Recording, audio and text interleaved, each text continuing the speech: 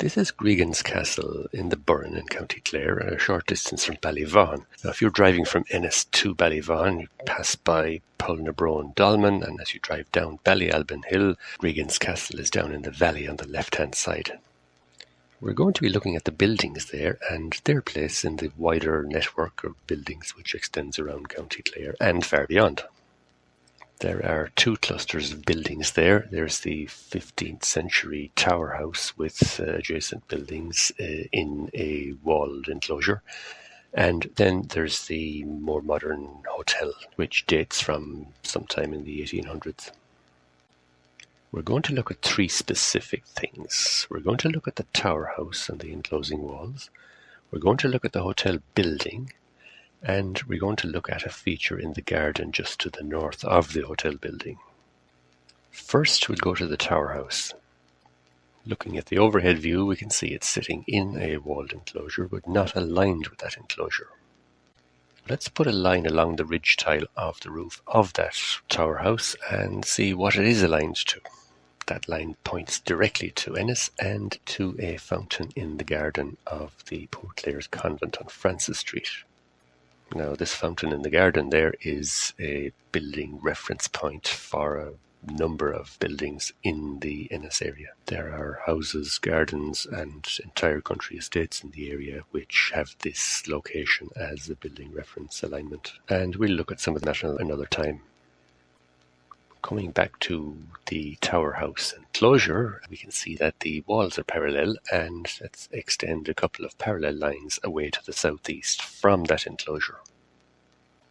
We'll see that these align perfectly with the stone fort at Mohon Hill Fort. And along the way, these lines with pinpoint accuracy go over the top of Inchiquin House, Kilvoydan Cemetery, and the business end of the church where the bell tower is at Temple Maley Cemetery. Now, given that this is not flat countryside, there's no line of sight anywhere, and without or in the days before lasers and GPS, you would wonder how they achieved these alignments. Now, back to the Burren, and we look at the main hotel building, the more modern hotel building at Gregans Castle, and we'll look along the two ridge tiles there and see where they point us. Looking along the long ridge, that's nearly 150 feet long, that points us directly at the site of the now demolished round tower at Toongraney in East Clare.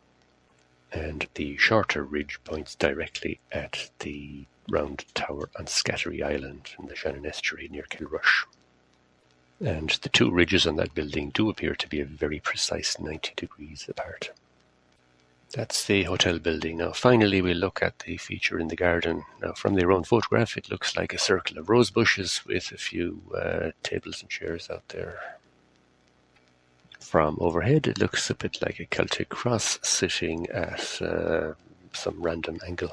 However, as you guessed, it's not random at all. If we extend a line along the long axis of the cross, then that points us across the country to Uachtar Ard Cemetery, the round tower in Uachtar Ard Cemetery. That's the cemetery where Arthur Guinness is buried.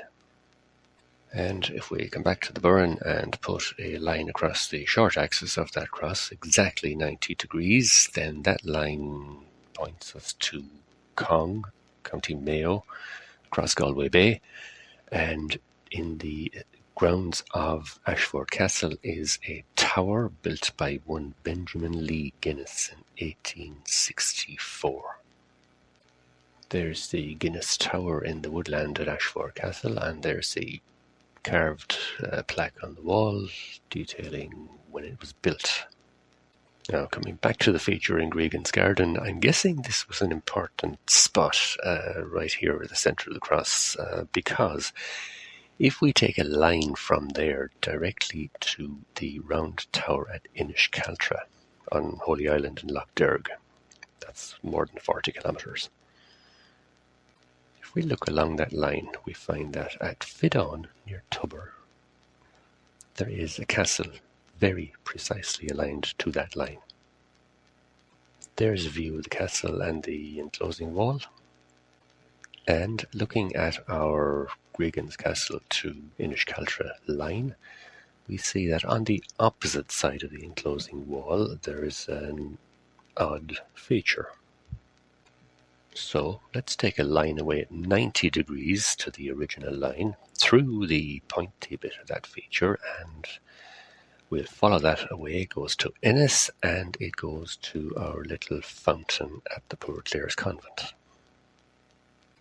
So the question is, why are all these buildings linked in this way, or how, in the days before lasers and GPS, were they able to do this?